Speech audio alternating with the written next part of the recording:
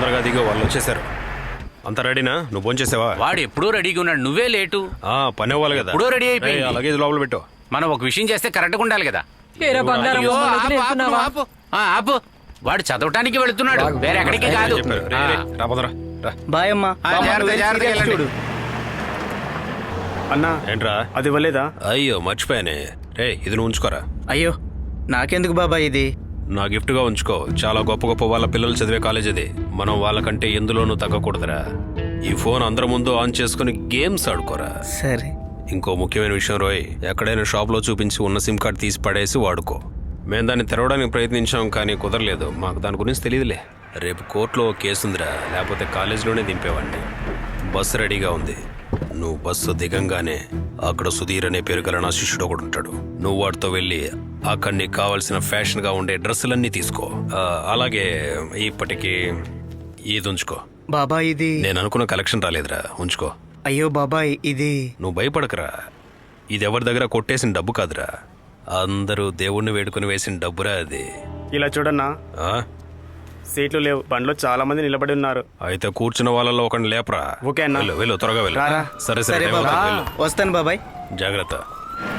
నీతో చదివేవాడు ఎక్కడెక్కుతాడు? వాడు వెంకటాపురంలో ఉంటాడు, వాడు అక్కడే ఎక్కుతాడు. సరే మీరు బయలుదేరండి, నేను వెళ్తాను. ఓకేనా? Okay, see you. వెళ్ళు, ఫోన్ చేయి. బాయ్ నాన్న. ఒరే జాక్సన్, త్వరగా రారా. ఇదిగో తీసుకొని చూడు.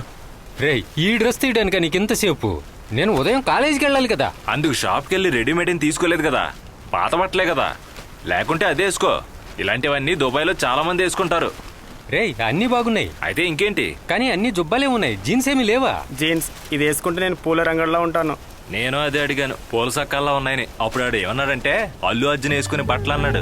అదే వాళ్ళకి బాగుంటాయట. వాళ్ళు ఏదో ఒక రోజు నన్ను చూసి గర్వపడతారు. ఎందుకు? కాన్స్టెంట్ కొడుకైనా జాక్ డక్రెస్, కాన్స్టివెంట్ మెరిండా అలాంటి డ్రెస్సులు వేసుకున్నానని. ఇలా రా. రే, ఇక్కడ ఉన్నట్టు దిక్కుమాల పేర్లని అక్కడికి వెళ్ళి చెప్పొద్దు. అది కాకుండా బయట చెప్పుకునేంత పేర్లా మనవి. రోట్రిక్స్, టికునియా, చాక్సెంట్ మేలో. కాలేజీలో న్యూ జనరేషన్ పేర్లు చెప్పడమే ఉత్తమం. కాలేజీకి వెళ్ళడం వలన మా నాన్న పేరు కాన్స్టిట్యూంట్ ని మార్చి కొసప్పి అని చెప్పమంటారా? రేపు ఉదయంగా నువ్వు వెళ్తున్నావు? అవును. అలాగైతే మా సారథి బెంజ్ కారు సర్వీసింగ్ వెళ్తుంది, కావాలంటే దాంట్లో వెళ్ళొచ్చు. నువ్వు లారీలో వస్తావా? వీడికి అదే కరెక్ట్. చూసావుగా, బెంజి కారు అదృష్ట రూపంలో వచ్చి నిల్చొని ఉంది. చూసావా? రే, ఎవరో వస్తున్నారా? రే, మా నాయన వస్తున్నాడు, దాన్ని దాచి, లేకపోతే ఆయనే ఖాళీ చేస్తాడు. ఏంటి డాడీ? నీకు చలిపుట్టకుండా మీ అమ్మాయిది ఇమ్మది నాయన. రావడానికి లేట్ అయితే అన్నం తీసి పెట్టమంటావు అని అడగమంది. మీరు వెళ్ళండి. అడ్మిషన్కి వెళ్తున్న ఆ ఫాదర్కి మాత్రమే నువ్వు నా కొడుకు అని తెలుసు. అది అలాగే ఉండనివ్వు. నీకక్కడ ఏదైనా అవసరమైతే సిబికి కాల్ చేయి. ఒక నార్మల్ స్టూడెంట్స్కు ఉండే ఫెసిలిటీసే నీకు ఉంటాయి. మినిస్టర్ గారి కొడుకు అనే అధికారం కన్నా ఇదే మంచిది.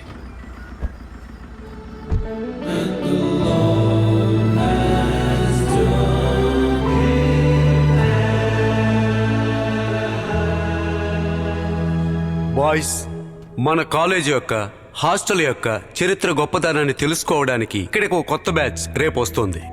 కొత్తగా వచ్చే స్టూడెంట్ని ఈ హాస్టల్లో మీ కుటుంబ సభ్యుల్లో ఒకరిగా చూసుకోవాలి. అలా కాకుండా పిచ్చి చేష్టల్లో ఒకటైన ర్యాగింగ్, ఇంకా ఏవైనా చిల్లర పనులు చేస్తే వెంటనే బయటికి పంపించేస్తాను. ఓకే? ఇంతకంటే చెప్పడానికి ఏమీ లేదు. Good night. Good night father. కొంచెం ప్రేమగా ఉండమని చెప్పడం కూడా తప్పేనా? ఫాదర్, నువ్వు ఇక్కడున్నావా? ఫాదర్, నేను అది మీనకు ఐ లవ్ యూ అని చెప్పింది ఓ చెల్లెలనే భావనతోనే ఫాదర్. ఇదిగో, ఇంకా నీ మాటలు నేను వినదలుచుకోలేదు. రేపు మీ నాన్నను తీసుకొచ్చాకే నువ్వు హాస్టల్కి వెళ్ళు. ప్రశాంతమైన వాతావరణం, ఐ లైక్ ఇట్. ఫాదర్, మా డాడీ. నీకు పిచ్చా? మా డాడీ ఎవరితో ఎక్కువ మాట్లాడరు. అది కాదు, నీలాంటి కర్రివాడి తెల్లవాడిని తీసుకొచ్చి నాన్నని చెప్తే నమ్మడానికి నాకు పిచ్చా? క్యా బోలా? హిందీలో మాట్లాడు. హలో బ్రదర్, ఫస్ట్ ఇయర్ కదా? అవును. నీ పేరేంటి? రే, ఇక్కడ ఉన్నట్టు దిక్కుమాల పేర్లని అక్కడికి వెళ్ళి చెప్పొద్దు. నా పేరు విజయ్, ఊరు తిరుపతి. అయితే నీ అబ్బా కూడా డబ్బులు దండిగా ఉన్నాయని చెప్పు. నీకోసమే వెయిట్ చేస్తున్నావు. రా ఎత్తుకో.